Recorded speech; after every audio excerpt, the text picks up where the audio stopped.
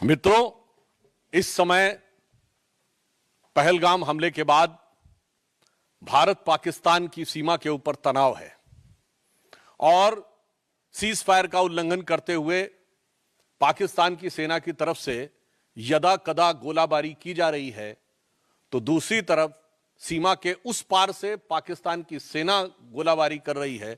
तो सीमा के अंदर से कांग्रेस और इंडी गठबंधन के नेता निरंतर बयानों की गोलाबारी भारत की सेना को लक्षित करने के लिए कर रहे हैं। अगर पाकिस्तान की सेना को लगता है कि उनके इन प्रयासों से भारत की सेना डिमोरलाइज हो सकती है, तो मुझे लगता है ठीक उसी भाव से इंडी गठबंधन और कांग्रेस के तमाम नेता अपने बयानों के गोले बरसाते हैं, जो भारत की सेना के मनोबल को कम करने के लिए लक्षित होते हैं।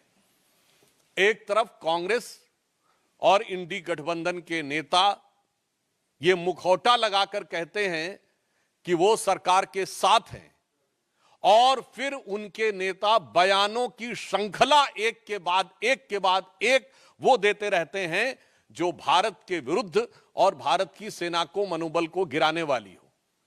यह बात मैं गंभीरता से कहता हूं और दुख के साथ कहता हूं कि यह कुछ वैसा ही है जैसे पाकिस्तान यहां पर गतिविधियां करता है और ऑफिशियली यह स्टैंड रखता है कि उसका उनसे कोई लेना देना नहीं है, वो तो शांति चाहता है।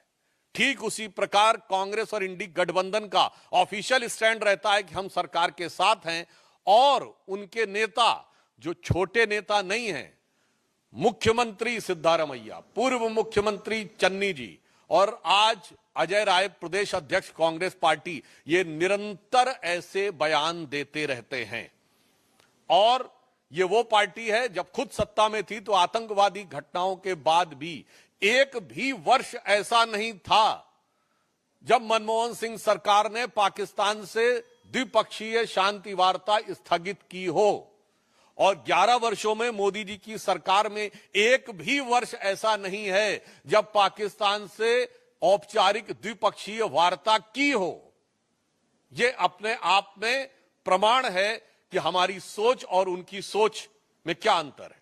मगर मुझे बहुत दुख और पीड़ा है कि कांग्रेस पार्टी जिस प्रकार के बयान दे रही है। अभी आपने देखा कि कांग्रेस पार्टी के उत्तर प्रदेश के अध्यक्ष अजय राय जी रफाल विमान को के ऊपर खिलौना ऐसा दिखाते हुए, नींबू मिर्ची दिखाते हुए मजाक उड़ाने का प्रयास कर रहे हैं। मैं देश की जनता से कहना चाहता हूं कि कितने दुख की बात है कि मात्र एक दिन पहले इसी ईस्टर्न यूपी में गंगा एक्सप्रेस वे के ऊपर रफाल ने लैंडिंग की और उड़ान भरी। यानी यह सीधा संदेश था पाकिस्तान और हमारे देश के दुश्मनों को, और उसी क्षेत्र में उसी गंगा के किनारे बैठकर कांग्रेस पार्टी का प्रदेश अध्यक्ष उसी रफाल विमान का मजाक उड़ा रहा है। इससे साफ हो जाता है कि कांग्रेस की मानसिकता क्या है। और यह भी मैं कहना चाहता हूं, हां सच है कि भारत के तमाम क्षेत्रों में एक मान्यता है कि नींबू मिर्ची बुरी नजर से बचाती है, परंतु आज भारत की सेना को पाकिस्तान की बुरी नजर से बचने की जरूरत नहीं है, क्योंकि पाकिस्तान की सेना भारत की सेना को डरी नजर से देख रही है, और ये इंडी गठबंधन और कांग्रेस वाले बुरी नजर से देख रहे हैं। तो आज वास्तविकता में ईमानदारी से कहें तो भारत की सेना को हमारे इन विपक्षी दलों के, कांग्रेस और इंडी गठबंधन के दलों की बुरी नजर से बचने की जरूरत महसूस हो रही है।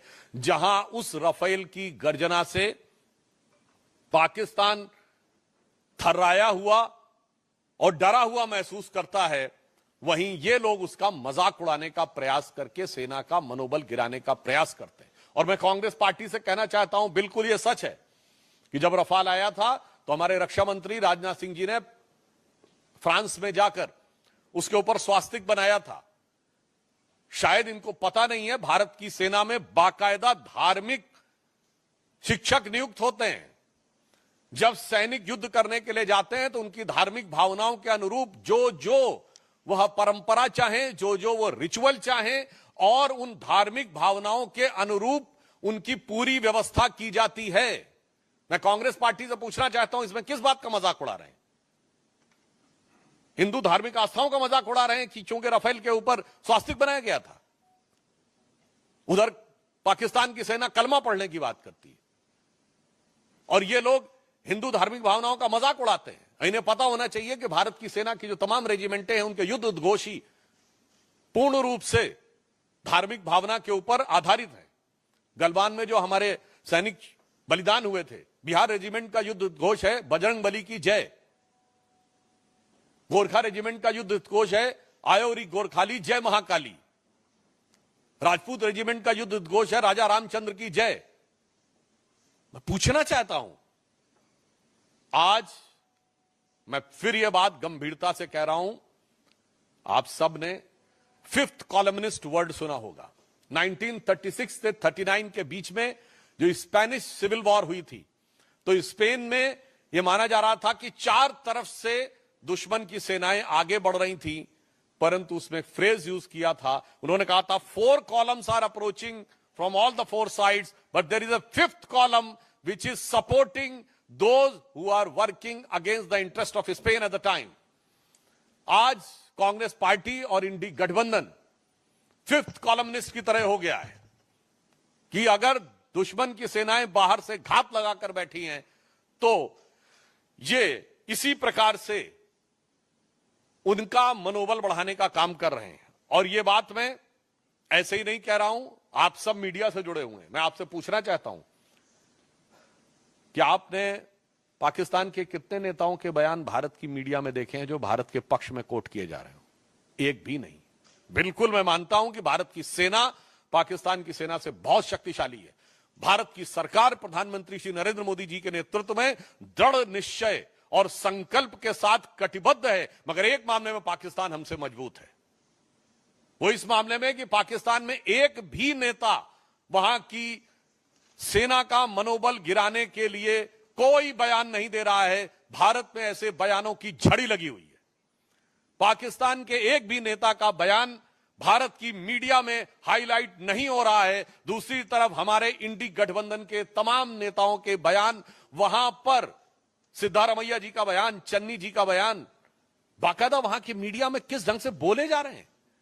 वहां के राजनीतिक विश्लेषक वहां की टीवी डिबेटों में बैठकर भारत के राजनीतिक दलों का नाम लेकर, नेताओं का नाम लेकर यह शब्द प्रयोग कर रहे हैं कि सब लोग हिंदुस्तान में मोदी के साथ नहीं हैं। यहां तक शब्द प्रयोग किए गए, इसके वीडियो अवेलेबल हैं, राजनीतिक दलों का नाम लेकर कि ये लोग हमारे साथ हैं।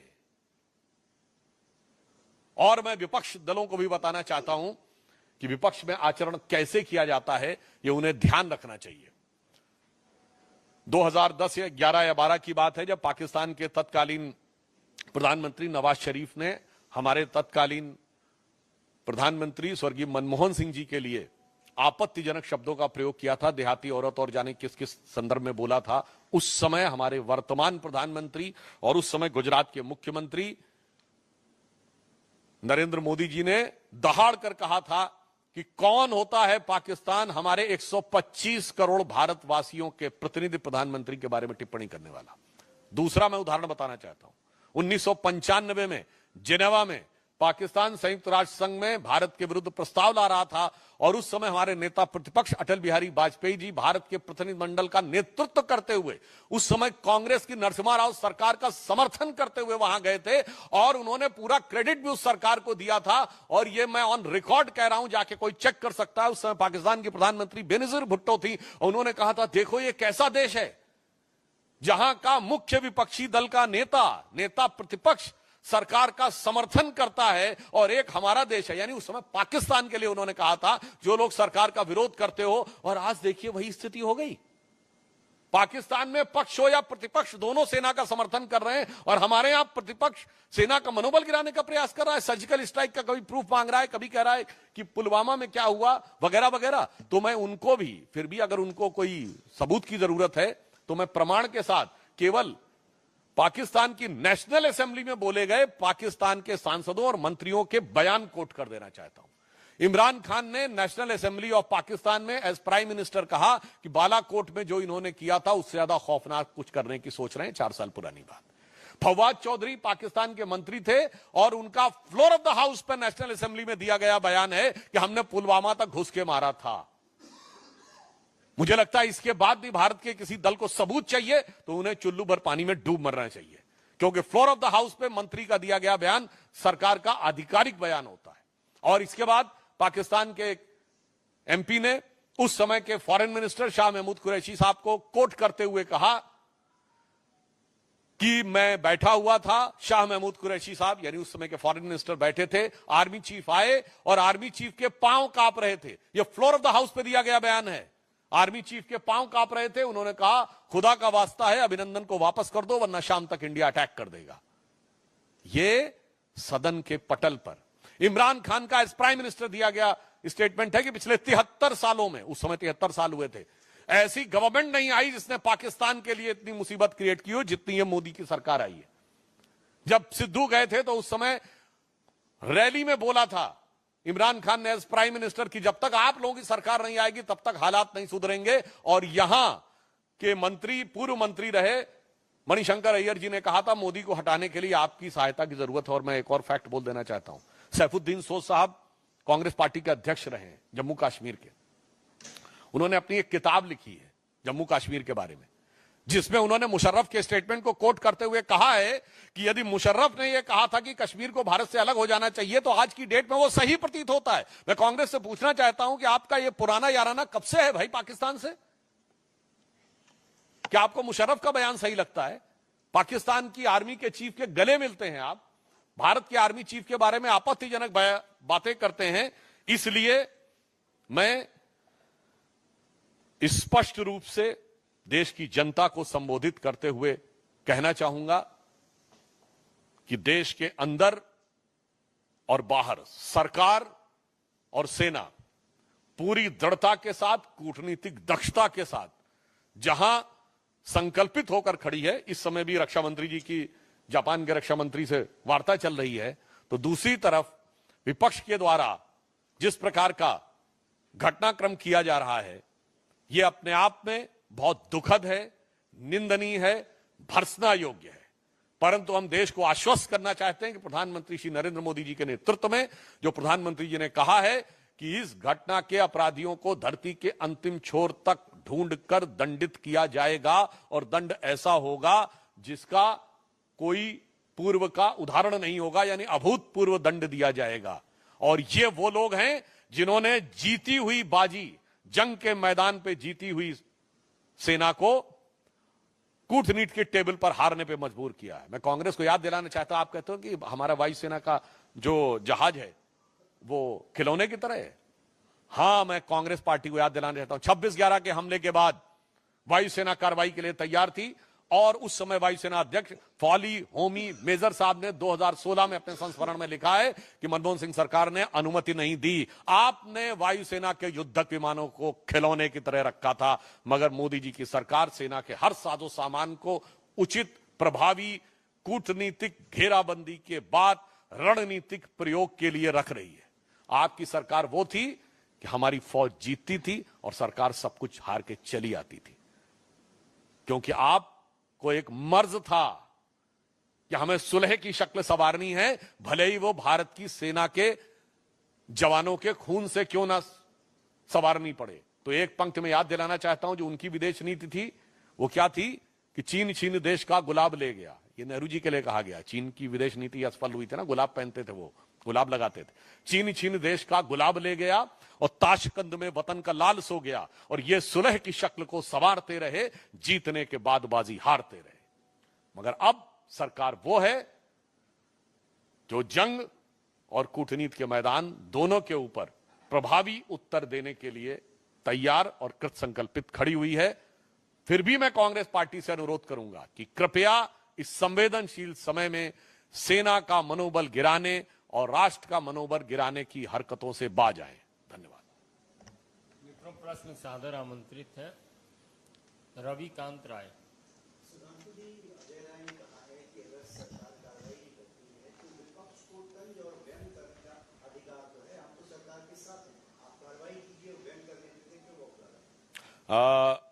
सेना के जहाज को लेकर किया गया व्यंग नहीं, ये भीतरघात होता है। मैं विनम्रता और दृढ़ता से कहना चाहता हूं, कभी भी युद्ध या युद्ध के समकक्ष स्थिति में बताएं जब हमारी पार्टी ने विपक्ष में रहते हुए कांग्रेस पर कोई व्यंग या तंज किया हो। और मैं पूछ रहा हूं, इतने अधीर क्यों हो रहे हैं भाई? अभी कितना वक्त गुजर गया है और इनकी पार्टी 26/11 के हमले के मात्र 9 महीने बाद जुलाई 2010 में शर्मल शेख में पाकिस्तान से ज्वाइंट डिक्लेरेशन साइन करती है, जिसमें बलूचिस्तान भी हिस्सा होता है, और कहते हैं कि टेरर अटैक से टॉक्स प्रभावित नहीं होंगी। अजय राय जी को नहीं पता हो तो मैं बताना चाहता हूं, हवाना में जाकर मनमोहन सिंह सरकार ने कहा पाकिस्तान आतंकवाद से पीड़ित देश है। इसलिए मैं कहना चाहूंगा, भाई बोलने से पहले अपनी फितरत देख लो, अपनी हिम्मत देख लो, और उसके बाद देखो कि इस सरकार ने क्या हिम्मत दिखाई है। संजय शर्मा।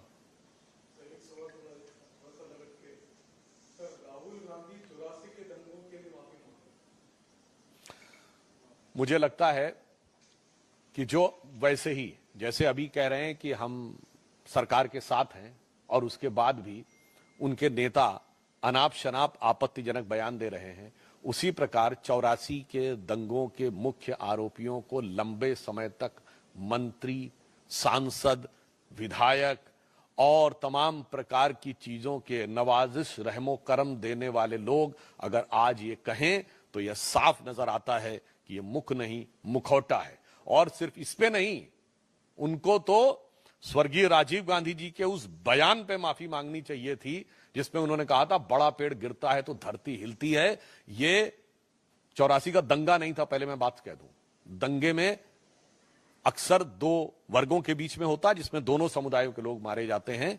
ये नरसंहार था जिसमें दंगाइयों के द्वारा भी एक ही समुदाय यानी सिख मारे गए और पुलिस की गोली से भी एक ही समुदाय यानी सिख मारे गए। और उसके बाद भारत के प्रधानमंत्री ने कहा था बड़ा पेड़ गिरता है तो धरती हिलती है। तो पहले वो सही बता दें राहुल गांधी जी, आप सही कि आपके स्वर्गीय पिताजी सही? ऐश्वर्य Jain.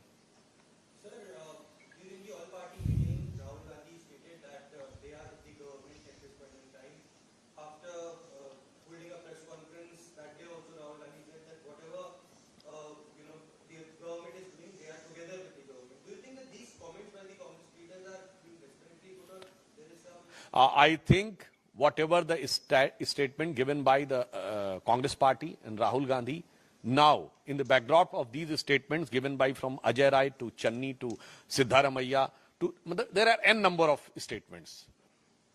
It seems that that is nothing but a mask to cover the real and ugly face of Congress' nefarious design to find out some political opportunity or some appeasement politics even at this hour of crisis. अंकित गुप्ता।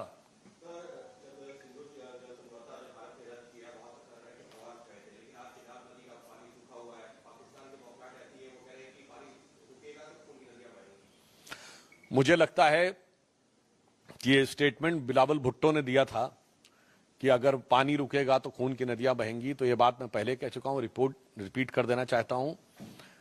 हमारी सरकार अब बहुत साफ है कि हमारी तरफ से खून और पानी एक साथ नहीं बहेगा। अब आप तय कर लीजिए कि आपको खून बहाना है या पानी पाना है। जैसे कांग्रेस की सरकार में होता था कि शांति वार्ता आतंकवाद से प्रभावित नहीं होगी, हमारी सरकार ने कहा आतंकवाद के साथ शांति वार्ता नहीं होगी, तो भारत का खून और पानी एक साथ नहीं बहेगा। और वैसे भी बिलावल भुट्टो को याद रखना चाहिए कि उनकी मां बेनजीर भुट्टो ने अपनी किताब डॉटर ऑफ ईस्ट में चैप्टर नंबर 2 में पेज नंबर 25 पे लिखा है कि during our childhood we were told that we descended from the Rajput clan of Hindus.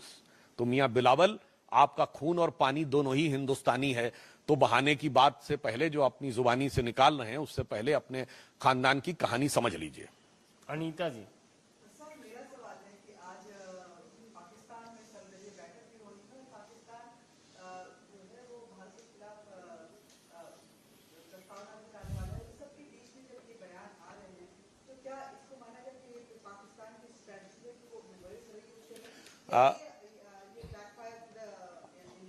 देखिए यही बात है, अगर पाकिस्तान में सर्वदलीय बैठक या सत्र बुलाया जा रहा है तो वहां कोई विपक्षी दल वहां की सेना या सरकार के खिलाफ नहीं बोल रहा है, न डायरेक्ट न इनडायरेक्ट, न प्रत्यक्ष न व्यंग,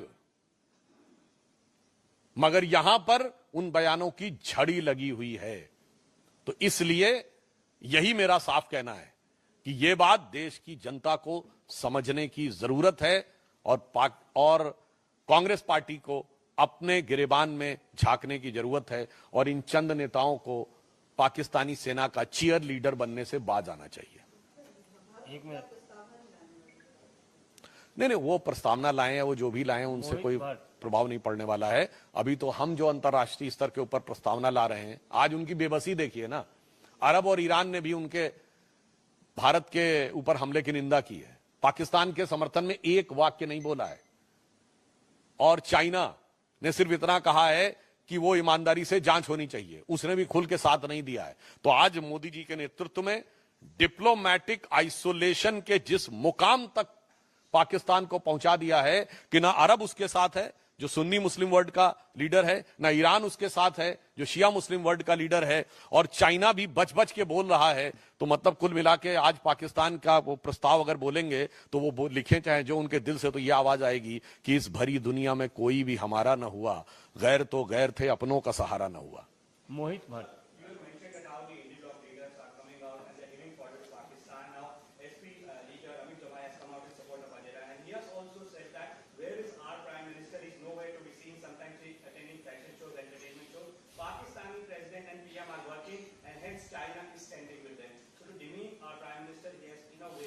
This is nothing but a series of like the serial blast used to happen during the Congress regime when they were in power. There was unending terrorist attack and serial blast. So when they are out of power, these type of serial statements are coming. अमन।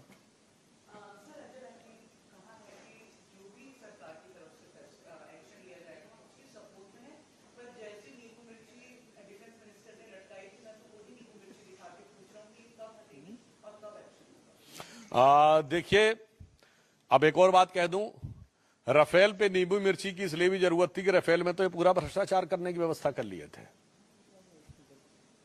कांग्रेस के regime में Rafale क्यों नहीं आया था, वो पुरानी बात हो गई। सारा कंप्लीट होने के बाद आगे प्रोसेस ही नहीं बढ़ाया। मैं पुनः ये कहना चाहता हूं कि एक तरफ यह कहना कि हम सरकार के साथ हैं, और फिर भारत के प्रमुख युद्धक विमान को, जिसने उसी समय गंगा एक्सप्रेसवे पे 24 घंटे के अंदर लैंडिंग और उड़ान भरी हो, यह कहना इनके दोहरे, दो मुहे, खतरनाक चरित्र को प्रदर्शित करता है। ठाकुर रविंद्र सिंह।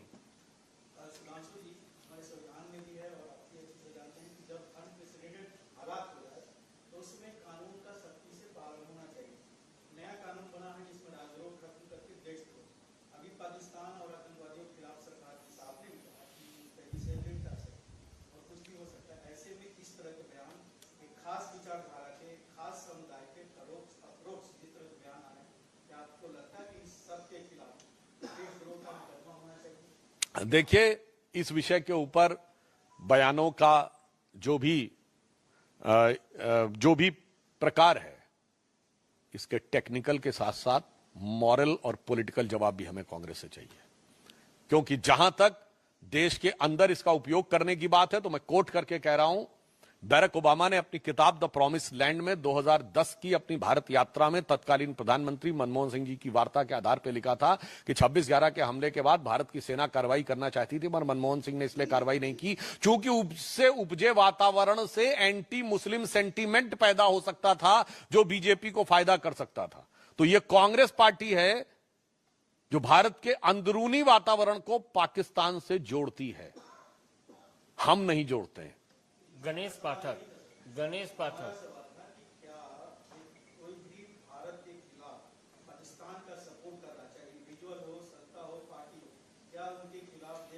हाँ, यदि वो कोई अपराधी करे तो आपराधिक मुकदमा होना चाहिए, और नेता करे तो पहले उसको जवाब देना चाहिए। संविधान की शपथ लेके करने वाला नेता इस टेक्निकल चीज के पीछे नहीं छुप सकता, पहले नैतिकता का जवाब दे, जिसने संविधान की शपथ लेकर भारत की संसद में प्रवेश किया है। गणेश पाठक।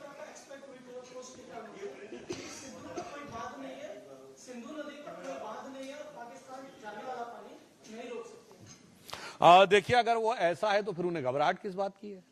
ये दोनों बातें एक साथ नहीं चल सकती हैं।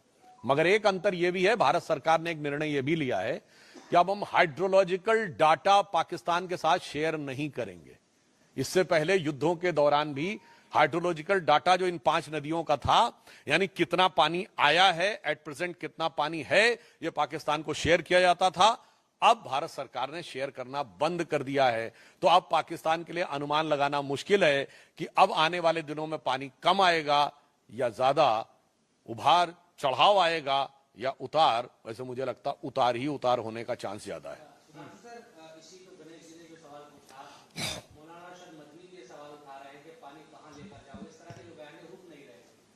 देखिए, ये जिस प्रकार के लोग बयान दे रहे हैं, मैं पुनः ये बात कहना चाहता हूं, अब या तो उनकी समझ बहुत विचित्र है, क्योंकि जो हमारे विपक्षी दल है उनके सामने बड़ी समस्या हो जाती है, वो हर चीज के एक्सपर्ट हो जाते हैं। अब पानी कहां लेके जाएंगे, तो मुझे लगता है हाइड्रोलॉजी के एक्सपर्ट हो गए, या वो सिविल इंजीनियरिंग के एक्सपर्ट हो गए। जब राफेल की बात आती तो एरोनॉटिकल इंजीनियरिंग के एक्सपर्ट हो जाते हैं। जिस समय वैक्सीन की बात आती तो सेलुलर माइक्रोबायोलॉजी के एक्सपर्ट हो जाते हैं। फिर जब वैक्सीन आई तो कहते इतने कम समय में वैक्सीन कैसे उसका पूरा हो गया, तो स्टैटिस्टिक्स के एक्सपर्ट हो जाते हैं। और जब राम मंदिर का उद्घाटन होना होता है तो मुहूर्त के एक्सपर्ट हो जाते हैं।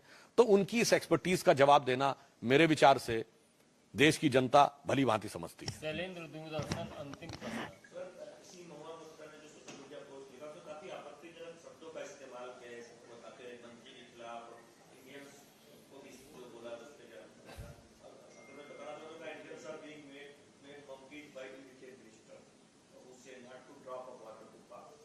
एक्चुअली में ऐसा है कि इंडी गठबंधन के जो नेता हैं, मैं पुनः कह रहा हूं, वो जो ये बयान देते जा रहे हैं उनके चेहरे पर से वो नकाब उतरता चला जा रहा है।